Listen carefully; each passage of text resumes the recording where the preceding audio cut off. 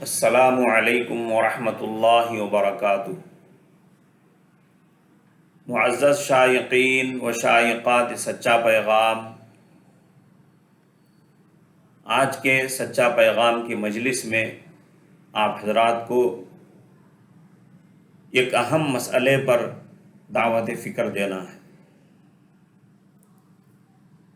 ذرا ایک بات پر غور کیجئے، امام کعبہ یا مسجد نبوی کے امام یا اپنے صوبے کے چیف منسٹر یا اپنے ملک کے پی ایم یا صدر مملکت جیسی کوئی بڑی شخصیت آپ کے علاقے میں آ رہی ہو،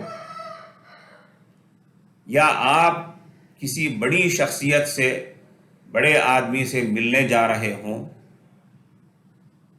تو آپ کو وہاں پہنچنے پر یا اس شخصیت کے آپ کے پاس پہنچتے ہوئے سب سے پہلے ایک نظر کس چیز کے دیکھنے کا انتظار رہتا ہے؟ بتائیے۔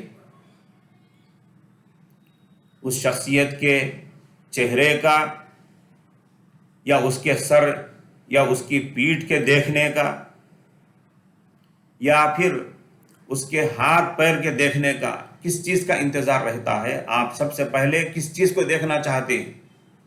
کامن سینس رکھنے والا بچہ بھی یہی کہے گا کہ ہر کوئی اس بڑی شخصیت کے چہرے کے دیکھنے کا خواہش مند ہوتا ہے، سب سے پہلے ایک نظر اس کے چہرے پر ڈالنا چاہتا ہے۔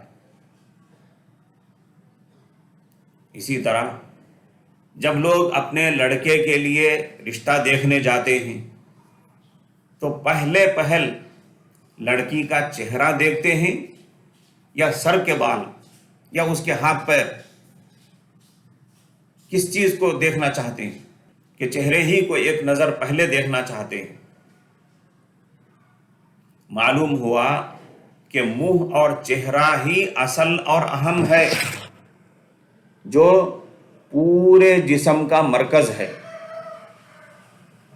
مگر کیا بات ہے کہ حجاب اور اسکاف سے سر اور سر کے بالوں کو تو ڈھانکا جاتا ہے، مگر منہ اور چہرے کو ڈھانکنا ضروری نہیں سمجھا جاتا ہے۔ دوا یا شربت وغیرہ کی پوری بوتل کی حفاظت کا،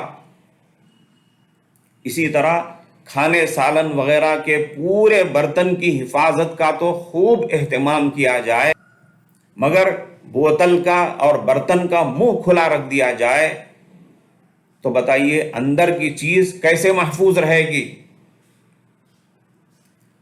سختی کے ساتھ حجاب کی پابند لڑکیاں بھی سر تو ڈھانکتی ہیں مگر چہرہ کھلا رکھ دیتی ہیں۔ عجیب بات ہے۔ آج تک جو لوگ عورت کے فتنے میں پڑے ہیں، اس کے بالوں کی وجہ سے پڑے ہیں یا اس کے گالوں کی وجہ سے؟ ذرا سوچئے، شکاری کالے کوے کا شکار کرتا ہے یا خوبصورت فاختے کا؟